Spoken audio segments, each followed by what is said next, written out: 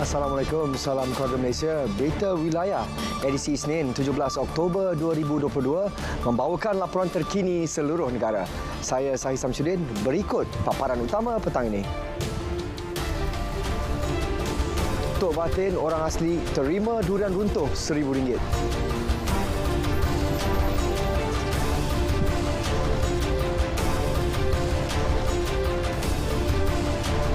Don Perak dibubarkan berkuat kuasa hari ini.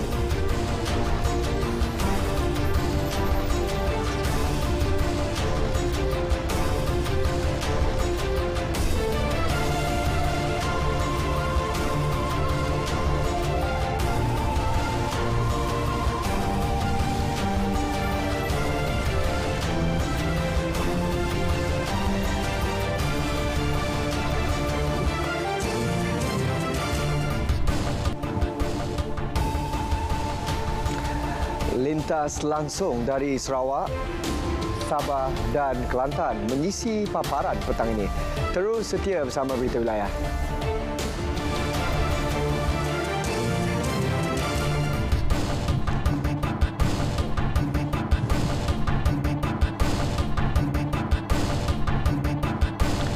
Khabar gembira kepada Tok Batin atau penghulu di kampung orang asli seluruh negara. Setiap mereka menerima sumbangan RM1,000 secara sekali bayar. Ia melibatkan peruntukan sebanyak RM624,000. Pemberian ini sebagai tanda penghargaan kerajaan dalam menghargai sumbangan dan jasa Tok Batin dan penghulu dalam pembangunan dan adat dalam menjaga adat warisan masyarakat orang asli.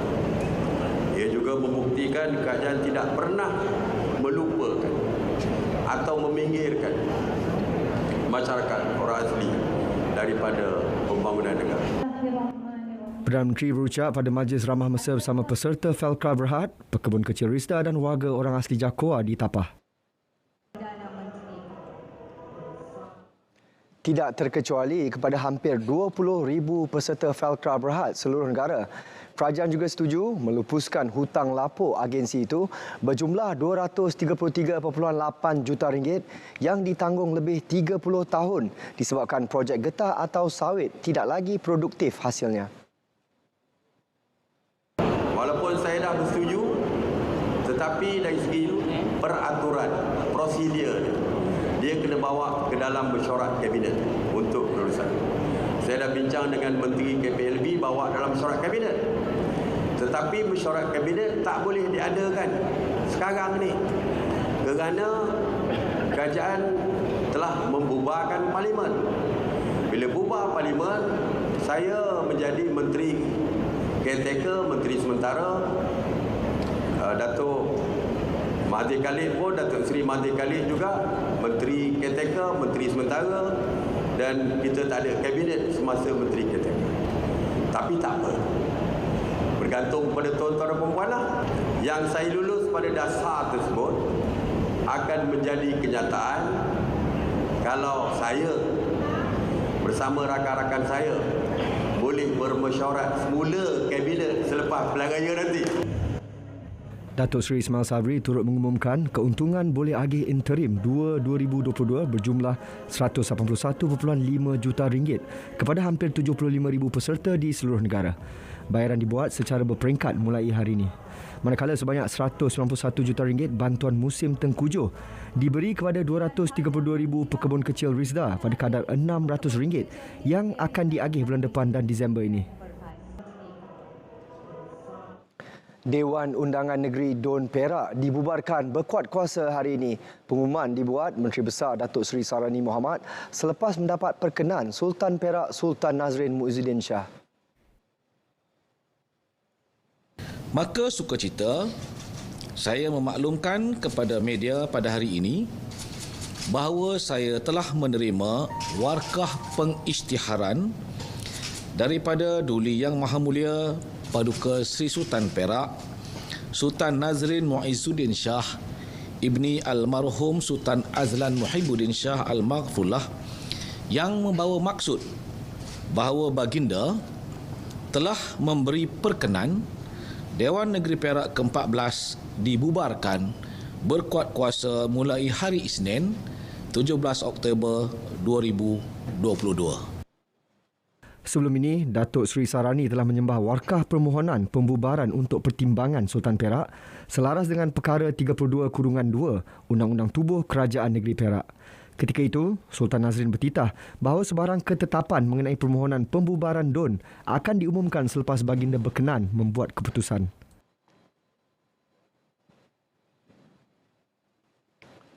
Kehadiran pengundi baharu dilihat mampu mengubah lanskap politik negara pada pilihan raya umum ke-15 nanti.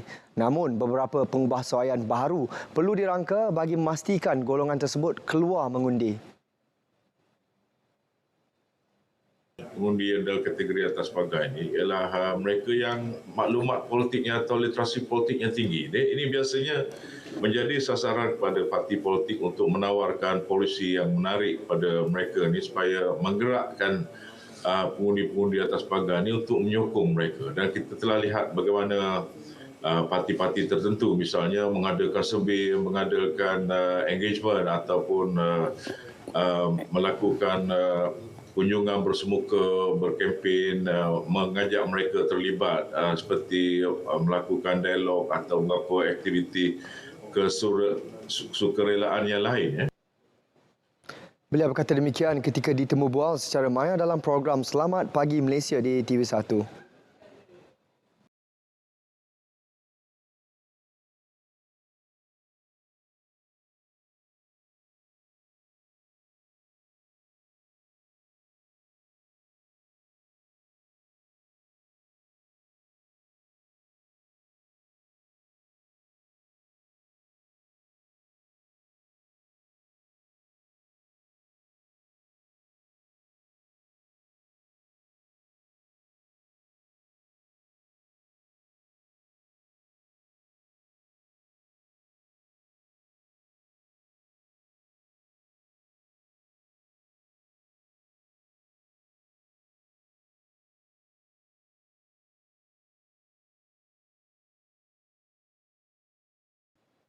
Syarat dan pemeriksaan terhadap spesifikasi keselamatan sebelum meluluskan sebarang permohonan sukan pemotoran yang akan dianjurkan akan diperketatkan. Ketua Pengarah Jabatan Pengangkutan Jalan JPJ, Datuk Zalani Hashim berkata, ia termasuk aspek teknikal seperti enjin kenderaan dalam keadaan baik dan menepati syarat yang ditetapkan jabatan itu. Pihaknya sentiasa memandang serius aspek keselamatan dalam sukan pemotoran berkenaan dan bekerjasama rapat dengan pihak polis bagi memastikan segala syarat-syarat penganjurannya dipatuhi penganjur dan peserta. Setiap masa, JPJ memang setiap masa perketatkan aspek pemanduan kenderaan drift ni. Memang tidak pernah pun kita melonggar ke, tak ada. Kita tidak melihat benda tu sebagai suatu benda yang ringan, tak ada. Sebab drift ni, pemanduan tu sendiri dah bahaya. Tetapi memang aspek perlombaan tu sedemikian rupa. Macam juga perlombaan di Sepang. Beliau mengulas berkenaan seorang peserta maut ketika perlombaan Battle of the King 2022 yang berlangsung di litar perlombaan Terengganu Gong Badak baru-baru ini. Terdahulu, Datuk Zalani merasmikan majlis sambutan ulang tahun ke-20 Akademi JPJ di Tiang 2 Air Molek.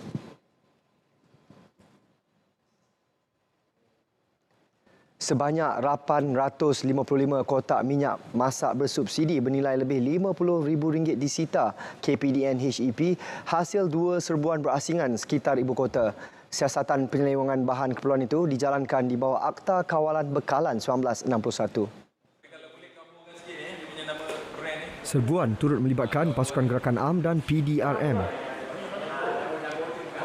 Bagi keseluruhan kesihatan bagi kedua-dua kes ini dianggarkan bernilai RM50,587.50 dan kita akan siasat seperti mana saya sebut tadi di bawah Akta Kawalan Bekalan 1961 kerana disyaki berurusan menyimpan barang kawalan iaitu minyak masak bersubsidi tanpa memiliki lesen yang sah. 4 lelaki warga tempatan dan seorang lelaki warga asing dicekup. Turut disita sebuah lori dan tangki boleh ubah. Ini kena highlight banyak biji dia tau. Biji dia tangkap ni. Siasatan sedang dilakukan polis bagi mengenal pasti suspek yang menyimbah cat pada papan tanda dan pagar di pintu masuk kediaman rasmi Menteri Besar Kedah di Seri Mentalun, Alor. Kejadian disedari kaki tangan pos pengawal kira-kira 10 pagi tadi. Tiada kerosakan berlaku di tempat kejadian. 10 pagi tadi, unit gerakan LPD Kota Star, kita terima maklumat daripada pengawal kediaman besar ni mengatakan ada kejadian simbah cat di bahagian hadapan pintu masuk ke rumah yang maklumat gerakan ni. Jadi hasil siasatan awal kita ini dapati kita jumpa 4 plastik cat lah, 2 plastik cat warna biru dan 2 plastik warna merah ditinggalkan oleh suspek. Jadi kes disiasat di bawah Seksyen 427. Polis mengambil rakaman kamera rakaman lita tertutup CCTV berhampiran lampu isyarat Pantai Johor bagi membantu siasatan memandangkan kawasan berhampiran kejadian tiada CCTV. Difahamkan ketika kejadian, Datuk Seri Muhammad Sanusi berada di Kuala Lumpur atas urusan rasmi kerajaan negeri.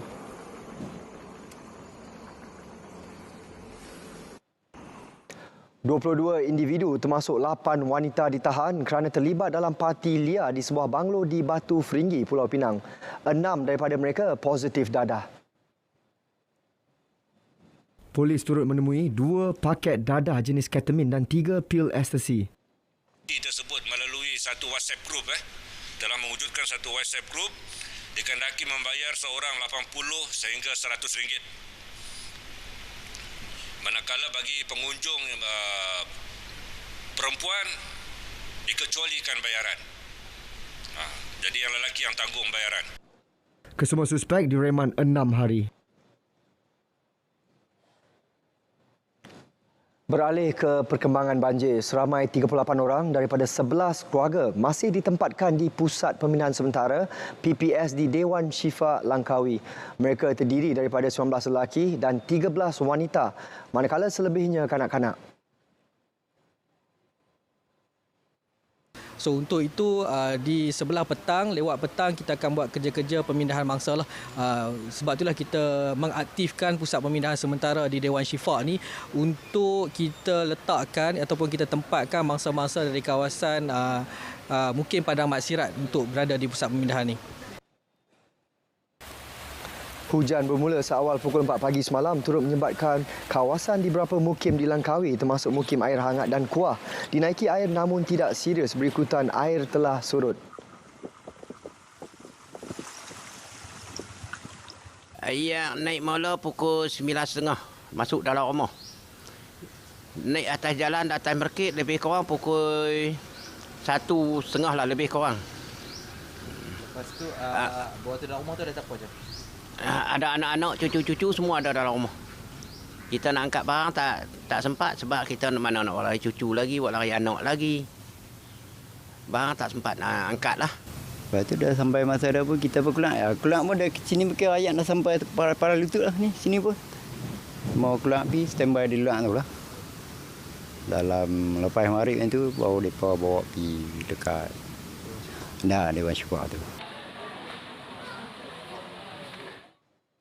Di Kuala Perlis, sebuah PPS masih dibuka susulan hujan lebat yang menyebabkan banjir malam tadi. PPS Surau Kampung Teluk menempatkan 16 penghuni daripada 4 keluarga.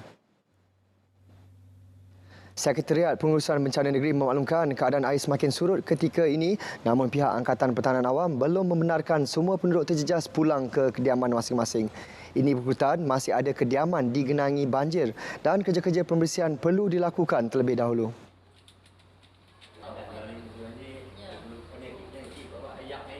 Kalau selesa lah sebab ni layanan yang mereka bagi tu kira baik lah.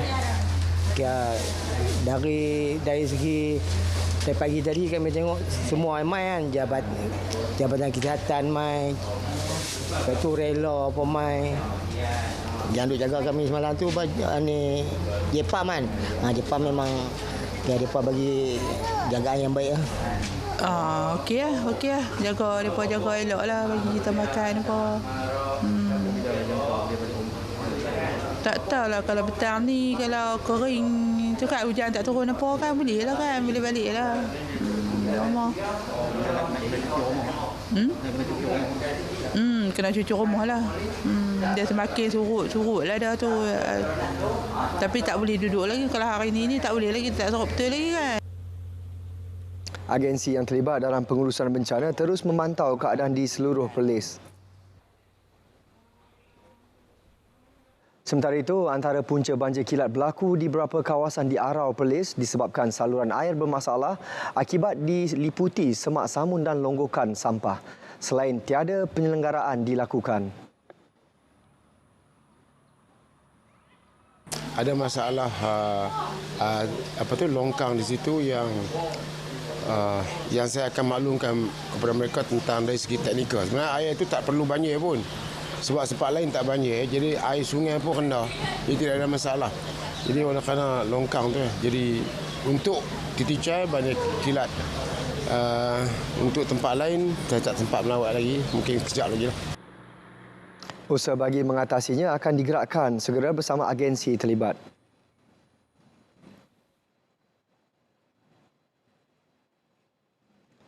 Saudara, bagi mengetahui perkembangan cuaca semasa di seluruh negara, kita bersama Pegawai Met Malaysia, Wan Muhammad Hafiz Husin. Baik, Assalamualaikum dan salam sejahtera. Ribut tropika kuat Nesat semakin mengencang dan telah pun meningkat ke tahap taufan.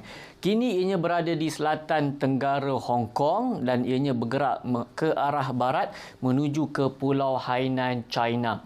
Semakin menjauhi rantau negara kita, bukannya menuju ke negara kita, Malaysia.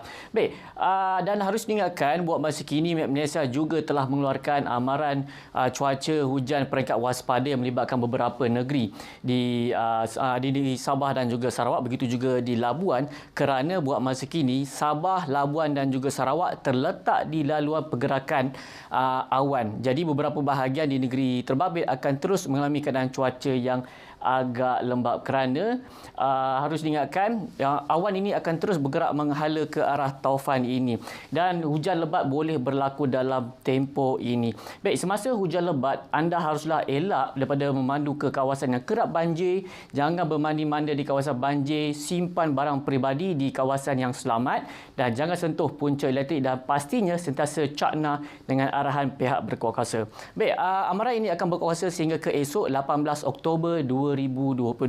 Selain itu juga Malaysia juga masih lagi mengekalkan amaran angin kencang serta laut bergelora kategori pertama melibatkan kawasan perairan Condor, Reef North, Lalayang, Palawan dan juga Labuan yang mana dalam tempoh ini bermula esok 18 hingga ke 20 Oktober 2022 angin akan bertiup dengan agak kencang sekitar 30 hingga ke 40 km sejam dan ketinggian ombak juga boleh mencapai 3.5 meter dan keadaan ini ianya adalah berbahaya kepada bot-bot kecil serta sukan dan raket selaut. Baiklah, sebelum pisah kita lihat amalan cuaca bagi bandar-bandar utama di seluruh Malaysia. Saya Wan Hafiz. Assalamualaikum dan salam sejahtera.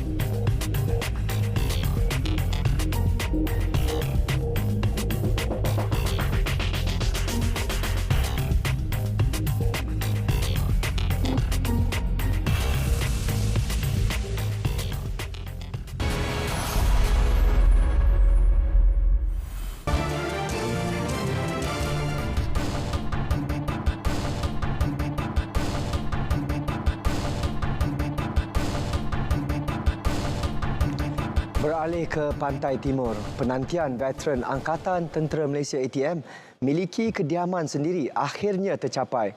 Langsung ke RTM Kelantan bersama Muhammad Amirul Hafiz Rosli. Silakan Amirul. Baik, terima kasih. Penantian selama 16 tahun memiliki kediaman sendiri menjadi kenyataan apabila kunci rumah secara rasminya diserah kepada veteran ATM. Pesara Tentera Muhammad Sabri Awang, 61 tahun, antara 3 penerima program perumahan veteran ATM Bina Baru Peringkat Negeri Kelantan yang disempurnakan Ketua Pengarah Jabatan Hal Ehwal Veteran JIF, Major Jeneral Zamri Jeffrey Darus di Kampung Baru Nelayan Tumpat. Wartawan Majidah Ismail ada perinciannya. Muhammad Sabri yang juga veteran berpencen berkata dalam keadaan dirinya yang uzur, dia mengambil upah memotong rumput dan dengan pendapatan tidak menentu itu, dia tidak mampu untuk memiliki rumah sendiri. Menetap di Kampung Kasar Pasir Mas, Muhammad Sabri kini mampu menarik nafas lega apabila tidak perlu lagi membayar sewa bulanan RM300 dan wang tersebut boleh digunakan untuk menanggung 2 daripada 6 anaknya yang masih belajar. Awak kita duduk. Ada ni 4 beranak, 5 cucu. Duduk ya. Lepas tu dah syukur alhamdulillah lah jadi ATM ni beri rumah. Jadi kita boleh buat rumah atas nama hak je kita. Rasa geran. Dah nak kerja. Sementara itu, veteran tidak berpencen Suhaili Zakaria, 38 tahun, yang menetap di Pasir Putih bersama suami serta 6 anak, turut meluahkan rasa gembira. Jelas Suhaili, tanpa bantuan daripada Jeff, dia mungkin selamanya menyewa rumah memandangkan pendapatannya hanya 300 bulan sebagai peniaga kuih dan nasi bersama ibu. Rumah ni Pasir Putih. Di Pasir Putih. Oh, waktu Pasir Putih lah. Ya. Berapa lama penantian mendapat rumah? 10 tahun lebih juga. Jadi selama ni duduk? Sewa. Ya. Lagu mana berbanding menyewa dengan dapat rumah free? Allah, alhamdulillah lah. Syukur dapat. Mana kan saya pun anak ramai kan. Rezeki anak-anak sama. Ya, ke buat kerja ke pernah dapat pencen tu Pak? Saya duduk meniaga kuih sekarang. Ke rumah tu dekat lah? Dekat, depan rumah. Dan bagi Siti Nur Ain, 21 tahun, iaitu anak Allahyarham Mak Resap Saleh, anggota veteran tidak berpencen, hanya tangisan kegembiraan yang mampu menggantikan rasa bahagianya. Jika sebelum ini keluarganya menetap di rumah usang dan mempunyai 1 bilik sahaja, kini kehidupan mereka lebih selesa. Perasaan suka, syukur, alhamdulillah, rasa gembira sangat-sangat lah. Lagi? Puas hatilah. Dalam pada itu, Major Jeneral Zamri Jeffrey berkata pihaknya sentiasa peka dan prihatin terhadap kebajikan dan kesejahteraan veteran ATM sejajar jasa bakti dan pengorbanan mereka kepada negara. Program ini merupakan salah satu inisiatif Kementerian Pertahanan dalam menjaga kebajikan veteran ATM yang tergolong dalam kelompok B40 yang tidak mempunyai rumah atau tinggal di rumah usang tetapi mempunyai tanah yang bersesuaian untuk dibina rumah yang sempurna dan selesa. Jeff memperuntukkan RM4.59 juta bagi membaik pulih serta bina baru melibatkan 182 rumah veteran di seluruh negara tahun ini termasuk 9 di Kelantan. Majidah Ismail, RTM. Hari Sukan Negara Peringkat Jabatan Penyiaran Negeri Kelantan RTM Kelantan disambut meriah dengan penyertaan menyeluruh warga kerja jabatan itu melalui pelbagai acara sukan bagi meningkatkan hubungan sekerja sekaligus mewujudkan titik kebersamaan. Ikuti laporan yang saya sediakan. Pengarah RTM Kelantan Wan Azahan Wan Hamad berkata, selain menyahut seruan kerajaan pada masa sama, ia dapat menjalinkan hubungan kekeluargaan seluruh warga kerja RTM Kelantan dengan mengetengahkan sukan tradisi dan sukan semasa. Banyak program yang kita adakan lebih kepada bagaimana kita nak meningkatkan ukhuwah sesama kita. Itu yang penting. Kesukanan, sihat fizikal, sihat minda, insya-Allah kita akan dapat melahirkan tenaga kerja yang terbaik untuk RTM Kelantan.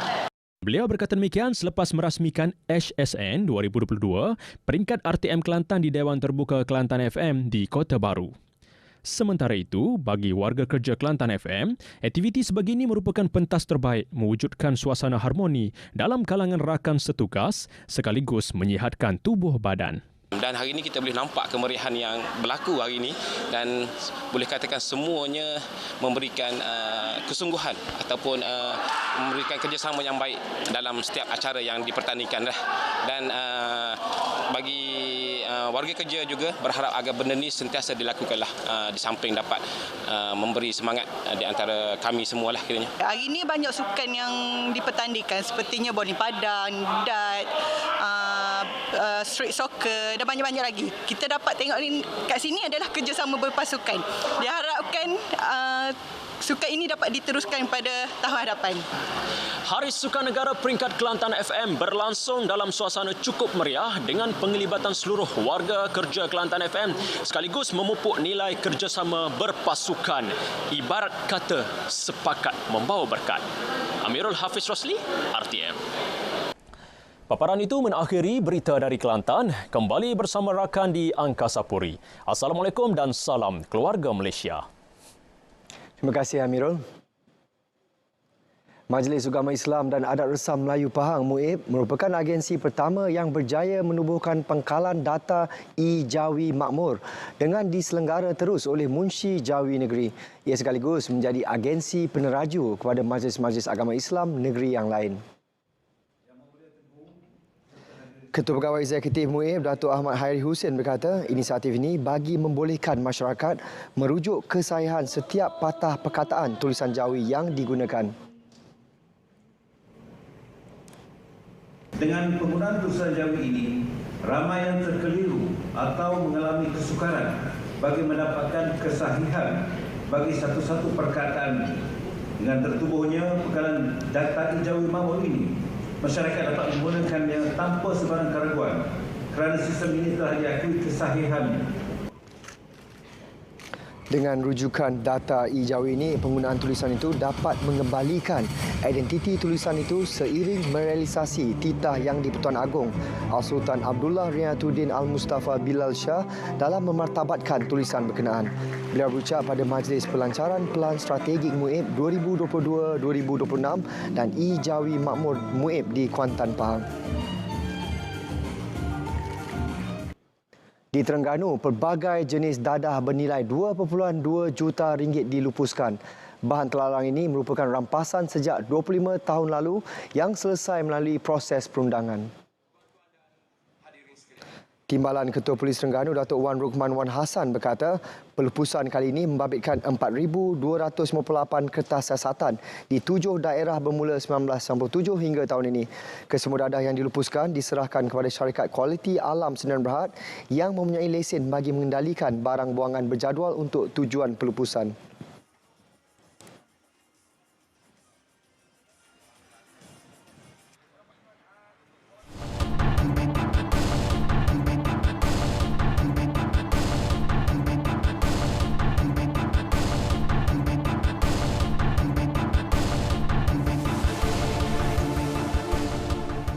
Fokus negeri di bawah Bayu, usaha memperkasa pendidikan anak-anak berkeperluan khas tidak diabai Kementerian Pendidikan. Perinciannya bersama Redwin Robin di Kota Kinabalu. Silakan Redwin. Baik Sahih, sebelum itu kita mulakan dengan perkembangan ini. Susulan tular di media sosial mengenai Keratan Akbar mendakwa kononnya Ketua Menteri Datuk Seri Panglima Haji Jinor dan Timbalan Ketua Menteri Datuk Seri Panglima Bom Mokhtaradin bertemu Tuan Yang Terutama Yang di-Pertuan Negeri Sabah Tun Dr. Johar Mairudin petang semalam. Setiausaha akhbar, Timbalan Ketua Menteri Jaafar Abdul Wahid dalam kenyataan berkata, gambar keratan berita itu adalah berita selepas Pilihan Raya Negeri Sabah ke-16 pada tahun 2020. Namun tarikh berita sengaja dipotong untuk mengelirukan pembaca. Menurut Jaafar, keratan berita itu sengaja disebarkan individu tidak bertanggungjawab ketika bahang Pilihan Raya Umum ke-15 makin hampir dan tidak sepatutnya dilakukan sehingga menimbulkan keresahan rakyat. Beliau mengesahkan menerima pertanyaan mengenai kesahihan berita tersebut, justru menjelaskan pada 11 pagi semalam beliau bersarapan bersama Datuk Bong di kediamannya sebelum menghantar beliau ke lapangan terbang antarabangsa Kota Kinabalu untuk ke Kuala Lumpur. Manakala Ketua Menteri pada hari tersebut pula berada di Kota Marudu dalam program Jelajah Gabungan Rakyat Sabah GRS.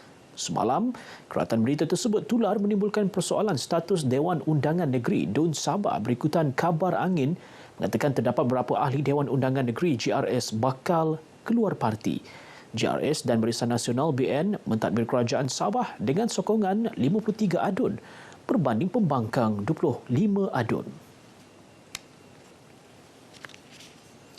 Mendidik anak-anak berkeperluan khas pastinya mencabar, namun dengan kesabaran, golongan ini berpeluang menikmati hidup dan mencapai potensi diri untuk berdikari. Ikuti laporan wartawan Serina Olivia Chong melihat sekumpulan 35 pelajar program pendidikan khas integrasi PPKI Sekolah Menengah Kebangsaan SMK Membakut 2 menjalankan tugasan dengan bimbingan tenaga pengajar berdedikasi.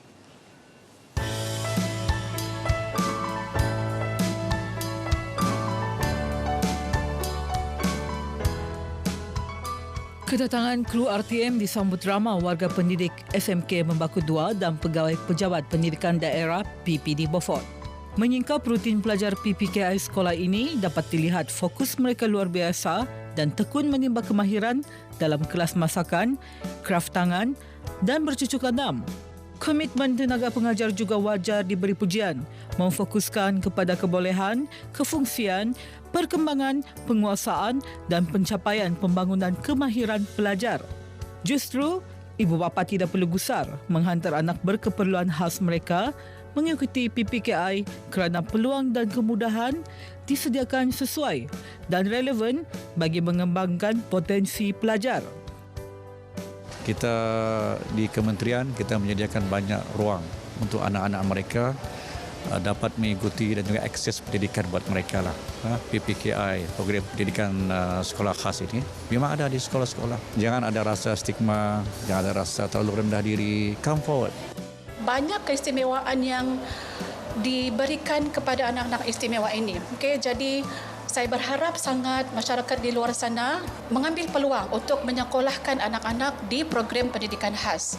Stigma itu memang wujud, tetapi apa yang saya nampak di sini sejak akhir-akhir ini, sambutan ibu bapa amat memberangsangkan. Ya.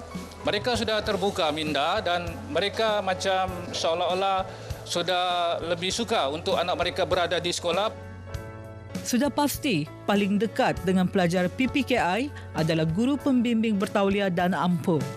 Kemahiran ni memang kita memang perlu ambil lah, sebab untuk student-student kita ni ada yang tidak boleh membaca, ada yang boleh membaca. So guru tu perlu hard lah sikit. Tapi sepanjang saya mengajar ni kita mulakan dengan asas dulu. Berpeluang melihat sendiri ketekunan pelajar PPKI ini melaksanakan tugasan mereka seolah-olah menyaksikan champion in the making. Yang seronoknya belajar tentang baru lah. Yang macam belajar sulaman leben, buat manik gitu. Lepas tu belajar macam bergaul. Masak lah. Nasi kerabu, nasi dagang. Kalau di rumah tu macam potong bawang, potong sayur. Kami tolong memasak, kami tolong angkat tu, kami potong-potong semua, kami masak. Usaha memperkasa PPKI tidak pernah terhenti.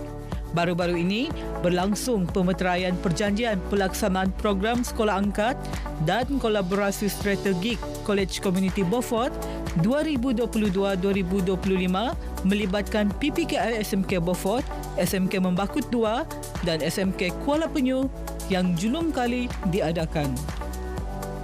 Pelajar istimewa, mereka juga seharusnya diberi peluang yang sama seperti pelajar biasa. Inilah dilakukan SMK Membakut 2 yang terus memperkasakan PPKI agar mereka terus maju ke hadapan dan diberi peluang baru dalam dunia sebenar. Laporan Serina Olivia Chong, RTM.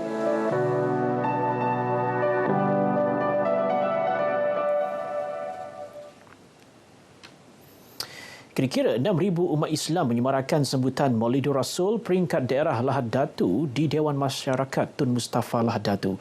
Ini diserikan dengan pelbagai pengisian termasuk perarakan, persembahan nasyid dan ceramah agama. Sambutan dirasmikan Timbalan yang di-Pertua Pertubuhan Islam Seluruh Sabah Usia Datuk Abdul Hakim Gulam Hassan. Beliau menyeru umat Islam agar mencontohi kepimpinan dan kepribadian Rasulullah, terutama dalam kalangan mereka yang diamanahkan dengan tanggungjawab kepimpinan. Kerana sifat dan kepimpinan Rasulullah sallallahu alaihi wasallam itu sendiri. Jadi sudah pasti kita sebagai umat Islam di negeri Sabah sentiasa mengharapkan agar umat Islam di negeri Sabah sentiasa mengikuti jejak langkah Rasulullah sallallahu alaihi wasallam dalam setiap sudut sikap, perbuatan, tutur kata yang kita ambil contoh daripada Rasulullah sallallahu alaihi wasallam.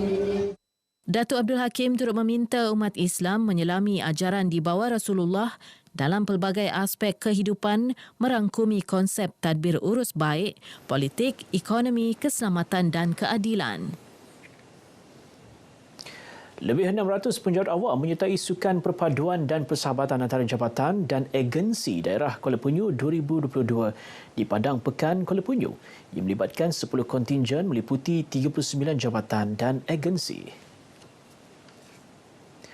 Ahli Dewan Undangan Negeri Adun Kuala Penyu yang juga pembantu Menteri Kerja Raya Sabah Datuk Limus Juri yang merasmikan aktiviti berkenaan berkata, program seumpama memupuk semangat persahabatan, perpaduan dan persefahaman antara penjawat awam. Harapan saya sukan ini supaya dapat diteruskan kepada tahun-tahun akan datang supaya memupuk antara tangan kerajaan bukan saja di daerah kami, supaya semua agensi-agensi yang begitu baik untuk menyatu padukan, tidak kira daripada pegawai-pegawai ataupun kaki tangan di bawah.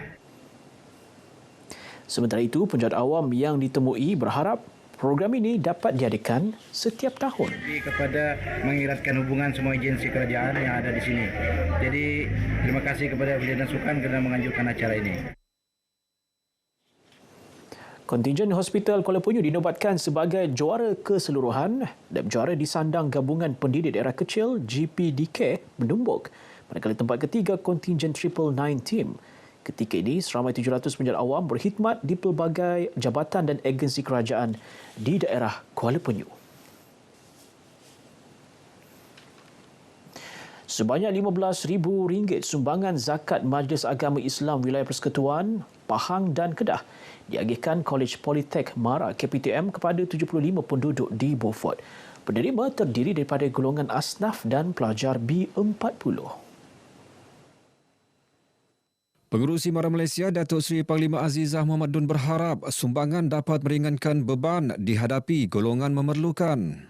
Mengucapkan sahabat dan tahniah kepada anak-anak syarikat Mara kerana mereka bukan sahaja memastikan pendidikan anak bangsa itu diberikan keutamaan, tetapi juga memainkan peranan mereka buat kerja-kerja CSR untuk rakyat yang memerlukan. Beliau berkata demikian kepada RTM selepas merasmikan program 5K Steps Dang Insum Fun Walk di Dewan Dang Insum Limbawang Beaufort. Mengenai aktiviti ini katanya, program diadakan bagi memperingati pahlawan tak didendang iaitu pahlawan Sri Kandi Bisaya Dang Insum. Baik, sekian paparan berita dari Sabah untuk petang ini. Kembali bersama dengan Sahih untuk perkembangan berita wilayah yang selanjutnya. Teruskan Sahih. Terima kasih Edwin.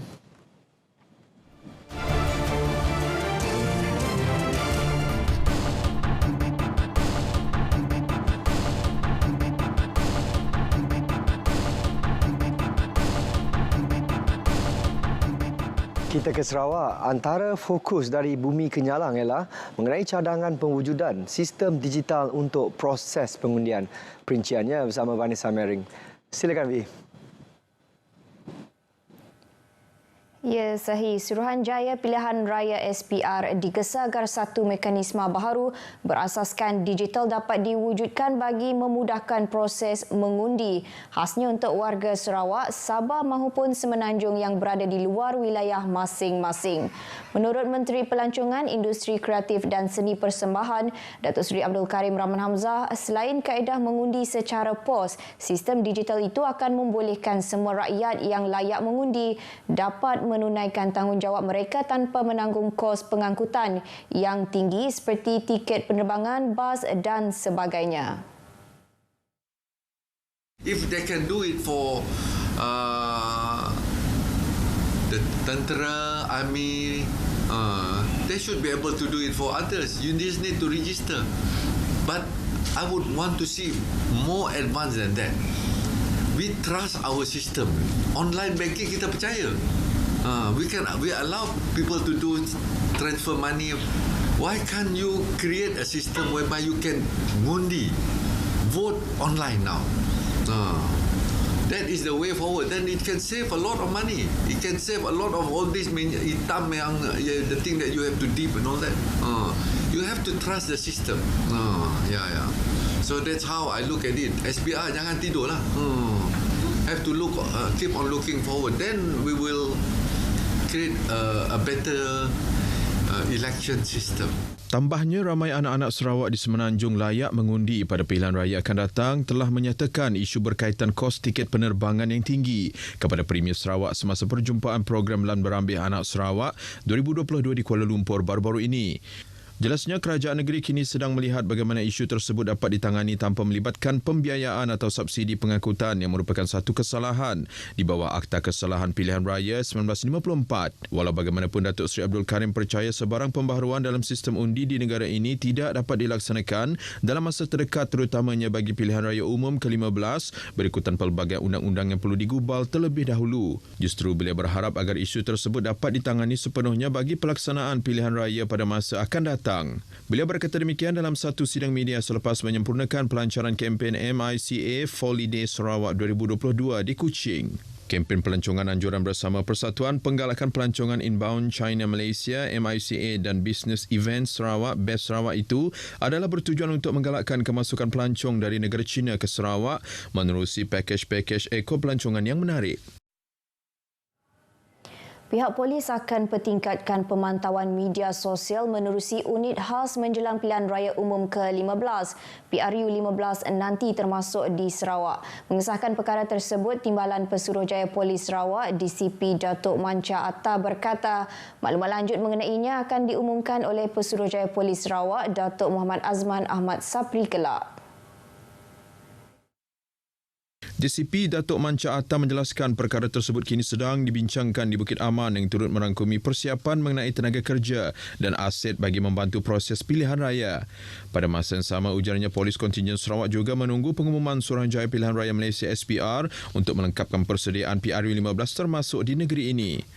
Beliau ditemui media selepas Majlis Serah Terima Tugas Jabatan Ketua Jabatan Integriti dan Pemantauan Standard KJIPS Kontingen Sarawak dan Ketua Polis Daerah Simunjan di Ibu Pejabat Polis Kontingen Sarawak di Jalan Badruddin, Kuching.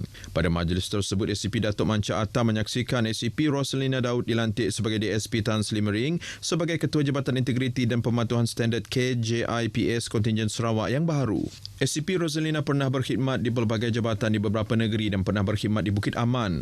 Manakala turut berlangsung ialah Majlis Serah Terima Tugas Ketua Polis Daerah Simunjan yang baharu iaitu ASP Wong Tikwi menggantikan ASP Hon Chin Ludu dan pelantikan pengerusi Persatuan Keluarga Polis Perkep IPD Simunjan daripada Puan Rohida Zaider kepada Puan Tan Poh Chu. Ahli-ahli Gabungan Parti Sarawak GPS khususnya Parti Rakyat Bersatu Sarawak SUPP diseru bekerjasama bagi memastikan kemenangan dalam pilihan raya umum ke-15 PRU 15 selain menjadi suara di Parlimen. Presiden SUPP yang juga Timbalan Premier Sarawak Datuk Seri Dr. Sim Kui Hian memberitahu langkah itu juga penting untuk membolehkan hak-hak Sarawak dalam Perjanjian Malaysia 1963 MA63 terus diperjuangkan. Datuk Seri Dr. Sim menjelaskan Sarawak mempunyai 31 kerusi parlimen di bawah kepimpinan Premier Sarawak Datuk Petinggi Tan Sri Abang Johari Tun Openg yang sentiasa prihatin dan mengutamakan rakyat. Tambahnya, kemenangan tersebut juga akan memastikan lebih banyak pembangunan dapat dilaksanakan dan dinikmati oleh rakyat Sarawak. Beliau berucap merasmikan SUPP Miri Sibuti Parliamentary Liaison Committee Installation di Miri. Pada majlis itu, beliau menyaksikan pelantikan jawatankuasa baharu bagi SUPP Cawangan Miri Sibuti serta 5 cawangan lain iaitu Senadin, Piasau, Pujut, Lambir, Bekenu dan cawangan kecil Riam, Krokop serta Bakam. Jabatan Bomba dan Penyelamat Malaysia Negeri Sarawak merupakan satu jabatan yang tidak asing lagi dengan perkhidmatan mereka dalam membantu masyarakat. Ahli Dewan Undangan Negeri Telang Usan Dennis Ngau yakin perkhidmatan jabatan itu adalah untuk memberi kesejahteraan kepada masyarakat. Dennis Ngau dalam pada itu bersetuju dan menyambut baik langkah kerajaan mewujudkan organisasi keselamatan kebakaran yang diwartakan dalam Akta Perkhidmatan Bomba 1988 kurungan Akta 341 Perakuan Bomba Seksyen 27. Beliau menjelaskan akta tersebut akan dapat mendidik masyarakat agar sentiasa berwaspada dan bersiap sedia menghadapi segala kemungkinan berlaku kebakaran. Beliau berkata demikian ketika merasmikan pertandingan kawat kecekapan Organisasi Keselamatan Kebakaran peringkat bahagian Miri di Balai Bomba dan Penyelamat Lopeng Miri. Katanya melalui program tersebut peserta dilatih untuk bertindak cepat sekiranya berlaku kecemasan di premis masing-masing selain menambah ilmu kebombaan dan pada masa sama memupuk semangat setia kawan serta kerjasama antara ahli organisasi keselamatan kebakaran. Seramai 410 daripada 46 pasukan melibatkan agensi kerajaan dan swasta, kedai, hotel, hospital, penstoran serta premis lain menyertai pertandingan itu. Bekas kaki tangan Jabatan Penyiaran Malaysia, Radio Televisyen Malaysia RTM Limbang, Kincui Tanga Elias Alexander Lukong, 67 tahun atau lebih mesra disapa Alex, telah meninggal dunia awal pagi tadi. Mendiang yang telah berkhidmat dengan RTM kira-kira 30 tahun itu menghidapi ketumbuhan dalam perut dan usus tersumbat. Ketika dihubungi RTM Limbang, anak perempuan kepada mendiang Adriana Kincui memaklumkan bapanya telah dibawa ke Hospital Miri pada 10 Oktober lalu ekoran kurang selera makan sebelum dimasukkan ke unit rawatan rapi. Urusan membawa jenazah mendiang ke Limbang dijangka akan dilakukan esok.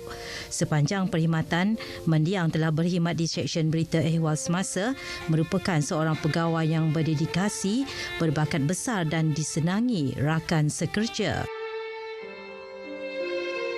Dengan itu sekian berita dari Sarawak. Kita kembali bersama Sahi di Angkasa Puri. Silakan. Terima kasih, Vi.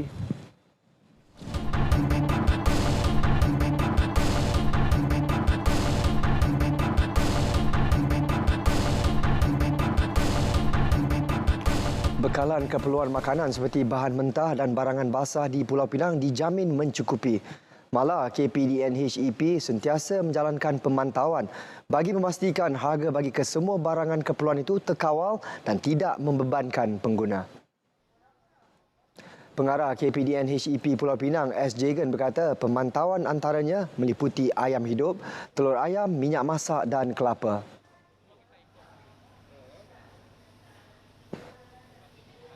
Baru ni kita cek kalau berkaitan minyak pun hanya ada lebih kurang dalam 60 aduan saja. Itu menunjukkan bekalan mencukupilah. Ataupun kita ada juga unit pemantau harga yang sentiasa menjalankan di lapangan. So setakat sekarang memang harga terkawal dan mengikut.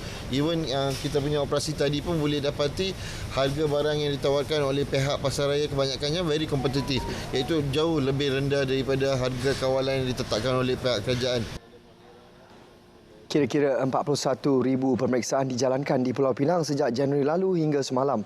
Daripada jumlah itu, 76 kes dikesan di bawah Akta Kawalan Bekalan dan 41 lagi kes membabitkan penentuan harga maksimum ayam dan telur ayam. Pelbagai program dan segmen baru dan segar menerusi saluran frekuensi 97.5 Radio Malaysia Kedah FM terus menarik perhatian pendengar.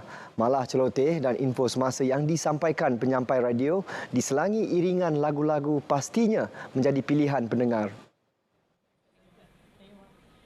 Cik Puan Besar Kedah, Tuanku Hajah Haminah antara ribuan pendengar yang turut mengikuti perkembangan semasa melalui saluran radio berkenaan. Antara program yang diminati ialah segmen Logat Kedah yang disiarkan pada setiap pagi Sabtu yang mengumpul semula logat atau bahasa lama yang dahulunya dituturkan oleh rakyat negeri ini. Segmen tersebut mahu generasi muda mempelajari logat lama yang mempunyai keunikan dalam berkomunikasi. Tuanku Hajah Haminah turut meminati segmen agama, Raudah Sakinah dan Nasihatul Tasnim. Lagi saya berminat juga pasal ada macam Kalau awal masa Kedah FM dia macam agama. Ustaz bagi tazkirah cerita pasal lepas doa cerita pasal hukum hakam doa apa semua.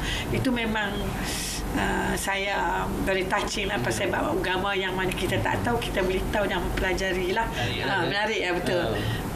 Lepas tu barulah dah habis tu barulah dia DJ kedai-kedai pasangan Su Aziz bukan siapa yang selalu dengan Iskandar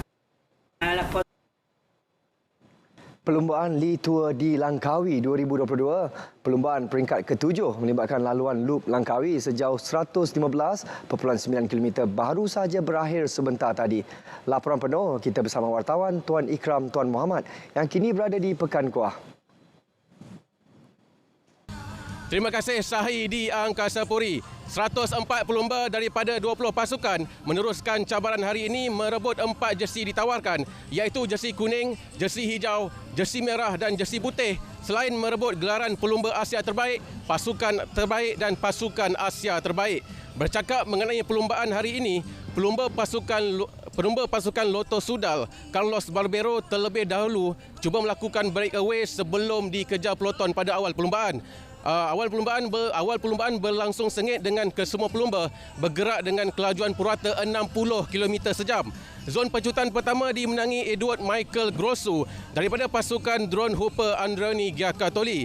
Manakala zon pecutan kedua dan ketiga dikuasai oleh Willie Smith daripada pasukan China Glory Continental Cycling dan Adria Moreno daripada pasukan Burgers BH. Willie Smith turut menguasai zon pendakian pertama, manakala zon pendakian kedua dan ketiga diungguli oleh Adria Moreno. Perlumbaan peringkat ke-7 hari ini dimenangi oleh Bex Joyd daripada pasukan Alpecin Diosnic. Tempat kedua dan ketiga masing-masing dimenangi oleh Willie Smith dan Adria Moreno. Ivan Ramiro Sosa setakat ini kekal menguasai jersey kuning selaku pendahulu keseluruhan, dan berita baik juga untuk pelumba peminat pelumba tempatan, iaitu pelumba TSG Nur Aiman Muhammad Zarif kekal menguasai jersey merah selaku Raja Bukit. Dan saya kira setakat itu sahaja laporan saya ketika ini.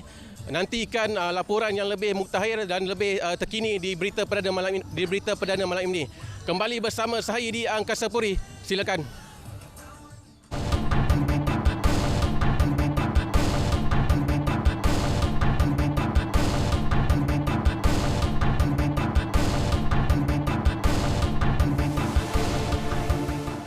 Regimen Askar Melayu Diraja RAMD menempa sejarah buat julung kalinya melaksanakan istiadat pebarisan pertukaran panji-panji regimen yang melibatkan 4 batalion RAMD. Ia meliputi Regimen Batalion Kedua, ke-10 serta Batalion ke-12 dan ke-14 Mechanized. Sultan Kedah Sultan Salahuddin Ibni Almarhum Sultan Badishah berkenan berangkat ke istiadat berkenaan di Kem Perdana Sungai Besi.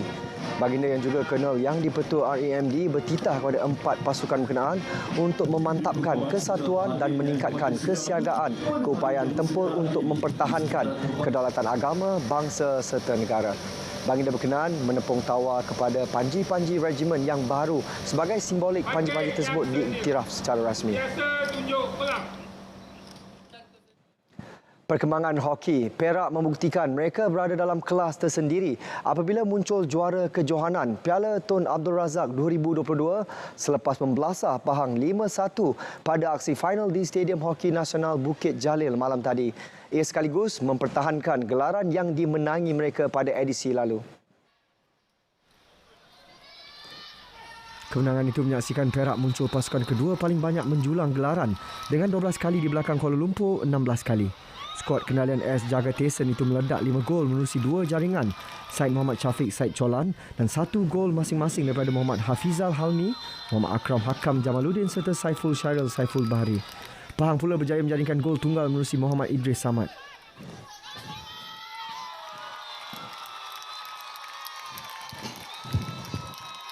Hari ini punya permainan dan persembahan adalah yang terbaik lah. So actually kita punya game plan, sebab I know kita kena go for early goals and that's what we did. And of course the players, credit goes to the players lah. Okay, because they played according to what the game plan was. And then, of course,